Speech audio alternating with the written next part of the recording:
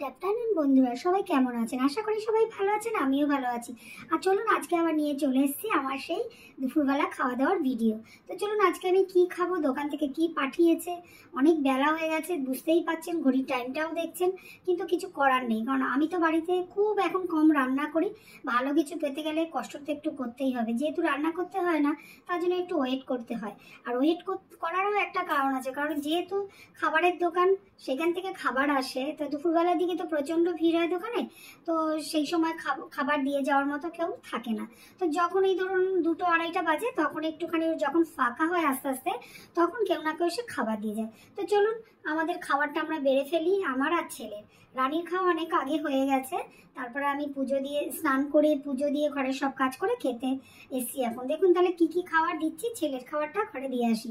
ছেলেকে দিলাম হচ্ছে ডাল, কারণ ছেলে কোনো রকম সবজি খানা, ডাল আর ডিমের ঝোল আর হচ্ছে 2 পিস চিকেন। হ্যাঁ, এটা হচ্ছে ছেলের খাবার। তা চলুন ছেলেকে ঘরে খাবারটা দিয়ে আসি, কারণ যেহেতু ভিডিও করবো সবসময়, ওর সামনে বসে আমি ভিডিও করতে পারি না, তাই আমাকে অন্য জায়গায় বসে খেতে হবে, ওর সাথে বসে খেতে পারবো না। তো চলুন ওর খাবারটা দিয়ে আসি।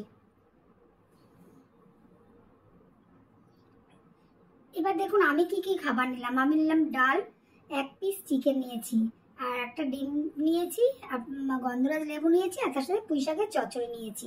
1 পিস মাংস এই কারণে নিয়েছি, সত্যি কথা হোটেলের খাবার তো, আর ঘুরিয়ে ফিরিয়ে একই টাইপের খাবার হয়।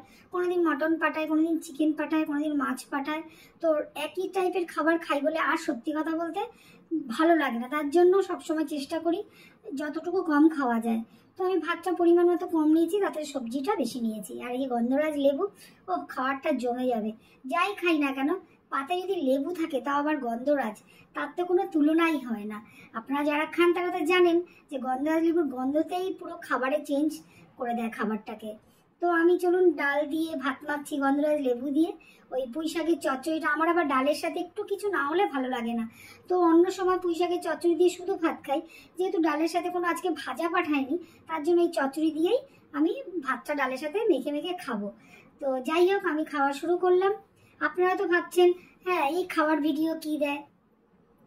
হ্যাঁ দিই এই কারণে, কারণ আপনারা এখন আমার ফ্যামিলি হতে চলেছেন, সবাই আমার বন্ধু। তার জন্য সবার সাথে আমার ভালো খারাপ সব কিছুই আমি শেয়ার করার চেষ্টা করি। তো তার জন্যই যা খাই যখন করি, আর সত্যি কথা বলতে সারাদিনের ভিডিও দিতে চাই। ওই যে আমার একটা সমস্যা, আমার ফোন ধরার, ক্যামেরা ধরার কেউ নেই। হ্যাঁ, ছেলে তো আমাকে মাদার্স ডেতে একটা মানে সেলফি স্টিক গিফট করেছে, সেটা স্ট্যান্ড করা যায়, কিন্তু খুব একটা বেশি না। আর সত্যি কথা বলতে ঘরের তো জায়গা খুব একটা বেশি না, এবার রেখে ওখানে স্ট্যান্ডগুলোকে রেখে মানে ভিডিও করাটা একটু সমস্যা হয়ে যায়।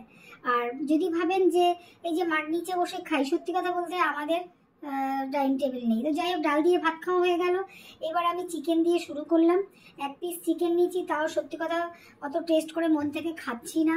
হ্যাঁ, রান্নাটা যেহেতু খুবই ভালো করে যে রান্না করে, তাও যাই হোক খাই, কিন্তু ওই রোজ রোজ মাছ মাংস সত্যি কথা আর ভালো লাগে না। ঘরে হলে কি হয় বলুন তো, নিজেদের মনের মতো করে একটু ভাজা সেদ্ধ করেও খাওয়া যায়।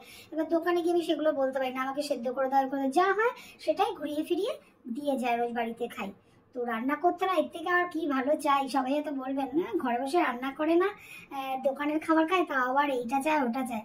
তো যাই হোক, আমি আমার খাবার আমি খাচ্ছি বসে বসে, আপনাদের সাথে শেয়ার করছি। গরমটা তো আগের থেকে অনেকটা কম আছে, তাই ওয়েদারগুলো ভালো। আর আজকে তো একটু মেঘলা মেঘলা ওয়েদার আছে, সেরকম একটা গরম নেই। তো বন্ধুরা, আমার খাওয়া কমপ্লিট হয়ে গেল। তো খাওয়ার পরেও অনেকটা বাটিতে ডাল রয়ে গেছে, যেহেতু মসুরির ডাল। হ্যাঁ, এটাকে যদি চুমুক দিয়ে খাই কোনো প্রবলেম হবে না, কারণ মসুর ডাল খাওয়া খুব ভালো, সেটা আপনারাও জানেন, আপনারা নিজেরাও খান, আপনার বাড়ির বাচ্চাদেরও খাওয়ান। তো বন্ধুরা, আমার খাওয়া কমপ্লিট হয়ে গেল। আর কি বলবো, সবাই আমার সাথে থাকবেন, আমার চ্যানেলটাকে একটুখানি সাবস্ক্রাইব করে দেবেন, হ্যাঁ লাইক করবেন, শেয়ার করবেন।